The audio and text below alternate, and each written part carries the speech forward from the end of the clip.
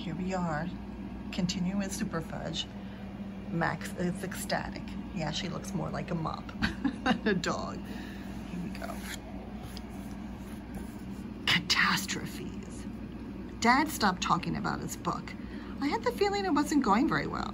Instead, he talked about growing vegetables and how to cook them Chinese style, or about the Princeton University hockey team. He took me to all their games, their home games. When Jimmy Fargo came to visit, he joined us. I'm really into violence, Jimmy said. I think hockey's a great game. It's a lot bloodier than football, and there are more team fights. That's not what hockey is all about, Dad argued. It's a game of skill, of timing, and precision. Yeah, sure, Jimmy said. I know all that, but it's still great to see the blood bounce on the ice. Blood bounces on ice, I asked. Yeah, Jimmy said, and so does vomit. See, it has to do with the temperature of the ice versus the temperature of the body. And Jimmy, please, Dad said, turning green. It's true, Mr. Hatcher. They both bounce on ice. Maybe so, Dad said, but that's not the reason we go to the games.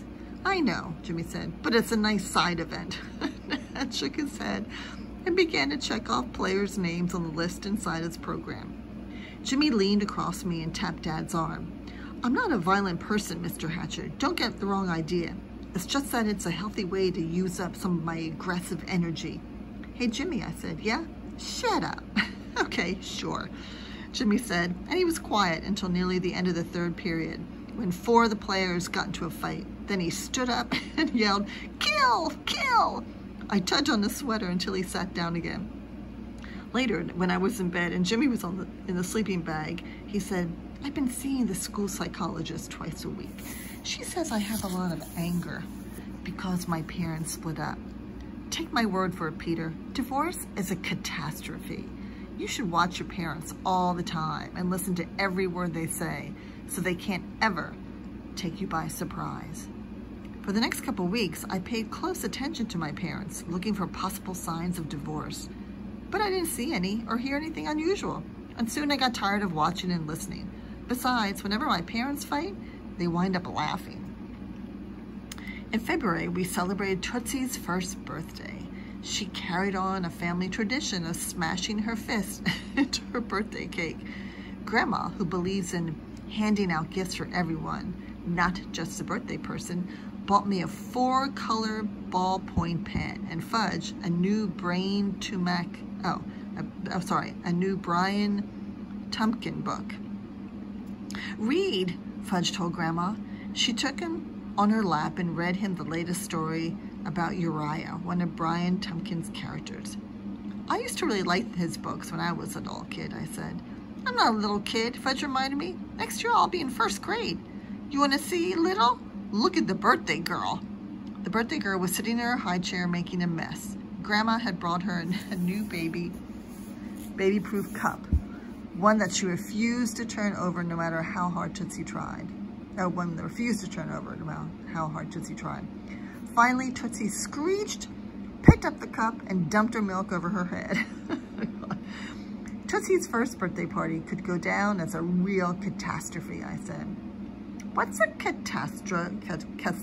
catastrophe? Fudge asked. It's when something goes wrong, I said, or when everything goes wrong, Mom added. Talk about catastrophes. 6 weeks later, Tootsie learned to walk. At first, it was just a few feet at a time, from Mom to Dad or from me to Fudge, but pretty soon, she was toddling all over the place. Sometimes she'd crash land. If no one was watching, she'd laugh and start all over again. But if she caught one of us looking at her, she'd start bawling and wouldn't stop until she got an arrowroot cookie. And Tootsie wasn't the only one crash landing. Fudge was learning to ride his bicycle. One of his major problems was stopping. Instead of using his brakes, he kept trying to jump off while the bike was still going. I was wrong when I told him he might get a couple of scraped knees. Elbows, knees, and head were more like it, constantly. But he refused to give up. He was really determined to get to ride to school. I had an itch on my nose. Finally, toward the end of April, Mom and Dad decided that Fudge had mastered the art of bike riding well enough to ride to school with Daniel, who had learned on his front lawn, just the way he said he would, without a bruise or a scrape anywhere. And it would have turned out okay if only Fudge had remembered to use his brakes when he got to the bike rack at school. But he didn't. So he crashed into the rack, knocking down a pile of bikes, and he wound up with scraped elbows, scraped knees, and torn jeans. "Don't tell Mommy," Fudge said, "or she'll never let me ride to school again." "I think Mommy's going to notice anyway," I said. "You're a mess." I carried him to the nurse's room. Miss Elliott washed off his cuts and bruises with peroxide, and when she did, Fudge let out a howl. Not that I blamed him. I could practically feel the sting myself. But Fudge didn't stop with one howl. He kept it up, making such a racket that Mr. Green, the principal, heard him and came running to the hall. "What's going on here?" Mr. Green said. "Scraped knees and elbows," Miss Elliott said. "Ah, scraped knees and elbows," Mr. Green repeated. "When I was a boy, I had scraped knees and elbows all the time. Used to roller skate and fall down week after week." Fudge sniffled and said, "Too bad you weren't any good at it." "Who says I wasn't any good at it?" Mr. Green asked. "You just said you were always falling down," Fudge said. "That's because I took a lot of chances," Mr. Green said. "Now I want you to hurry back to your classroom, because we're having a surprise visitor in a little while." "Who is it?" Fudge asked. "It's a very famous man, someone who writes and illustrates children's books. His name is Brian Tumpkin." "Brian Tumpkin is alive?" Fudge asked. "Alive and well on his way to our school." "Brian Tumpkin is alive?" Fudge said again. "I never knew that. Did you know that, Peter?" "I never knew that about. Oh, I never thought about it," I said. Mr. Green faced Miss Elliott and said, "Lucky break for all of us that he's agreed to do a program for our girls and boys." "I'm afraid I don't know who he is," Miss Elliott said. "Then you must be dumber than I thought," Fudge told her. "First you put peroxide on my cuts without blowing to take away the sting, and now you don't know who Brian Tumpkin is." "I never blow on cuts," Miss Elliott said. "You can spread germs that way." "Mommy always blows when she puts on peroxide." "Yes. Well," Mr. Green said, "let's get back to our classrooms now. It's almost time for our special program." At 10 o'clock, we all filed into the auditorium. Then Mrs. Morgan, the librarian, introduced Brian Tumpkin, telling us that millions of kids have read and loved his books, and how lucky we were that he was able to make a last-minute stop at our school. Brian Tumpkin walked on stage.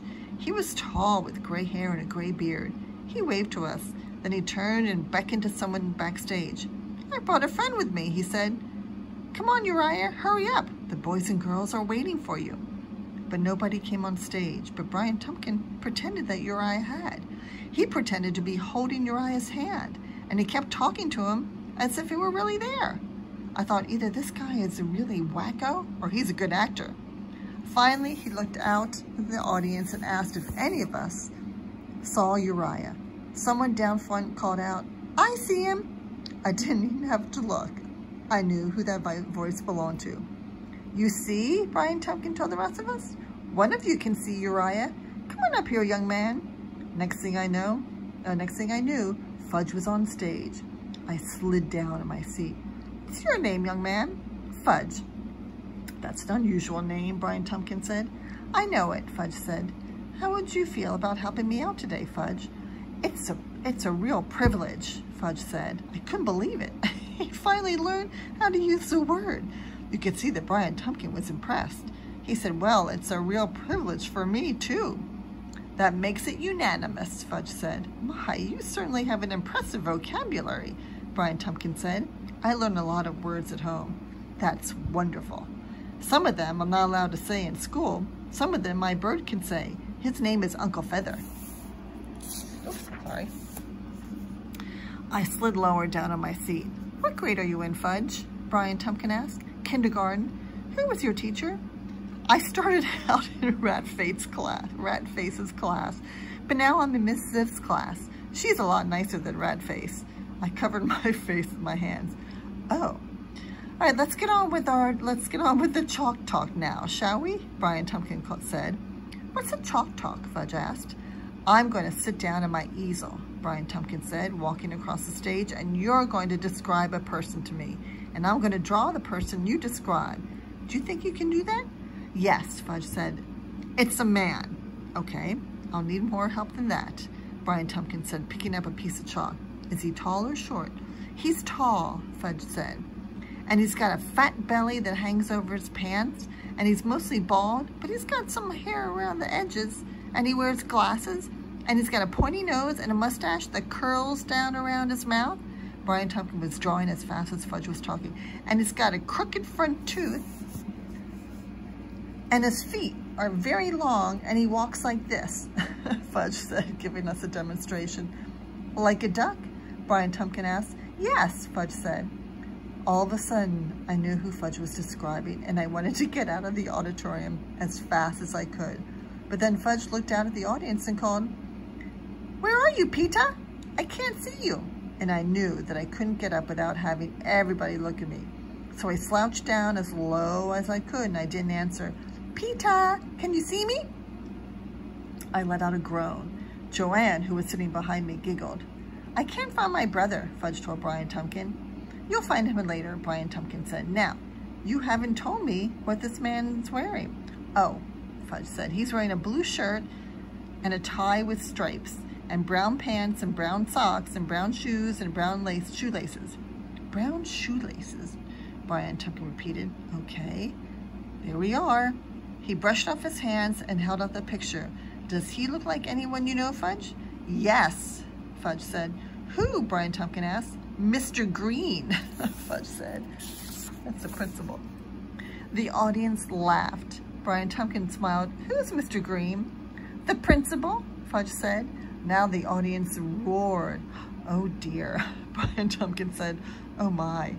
He put his hand to his mouth, and you could see that he was trying hard not to laugh. Mr. Green went up on stage then and introduced himself to Brian Tumpkin. They shook hands. Mr. Green said, "I think that's a wonderful drawing, and I'd like to have it for my office. Would you sign it for me?" "Certainly," Brian Tumpkin said. "I'm very glad you'd like it." He signed his name across the drawing and handed it to Mr. Green. Everybody clapped. Then Fudge said, "Mr. Green, was this a catastrophe?" And Mr. Green laughed and said, "Not quite, Fudge, but I'm sure you'll try harder next time." I was sure too.